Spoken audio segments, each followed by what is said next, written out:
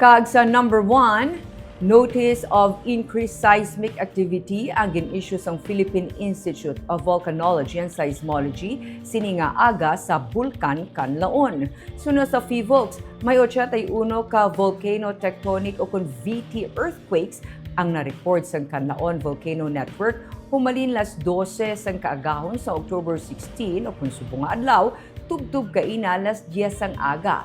Ang mga VT suno sa PHIVOLCS ang gikan sa rock fracturing processes. Kagang pagsaka sang VT activity ang nagapatimaan sang progressive rock fracturing sa idalom sang bulkan samtang ang nagasaka nga magma o kun magmatic gas ang nagapangita sang alagyan pasaka. Ang volcanic sulfur dioxide o kun SO2 gas emissions gikan sa summit crater sang Kanlaon base sa datos kahapon nag-average sa 1,879 tons per day.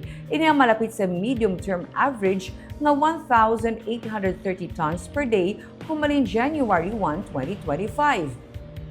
Sunod sa PHIVOLCS, ang ini nga mga parameters ang napatimaan sang blockage sa volcanic gas emission o kung closed system degassing nga mahimo magresulta sa pressurization kag paghabog sang edifice nga sarang magtuga sa moderately explosive eruption. Sunod kay Maria Antonia Bornas, ang Chief sa Volcano Monitoring kag Eruption Prediction sang PHIVOLCS, ang pagsaka sang VT events sarang man magpadulong sa pagsaka sang tsansa sang steam-driven o kon phreatic eruption o kon malipot kag nga mahina tubtub kasarangan nga explosive eruption sa summit. Pwede ini makatugas ang life-threatening volcanic hazards kaangay sang pyroclastic density currents kung PDCs, ballistic projectiles, ashfall, rockfall, kag iban pa.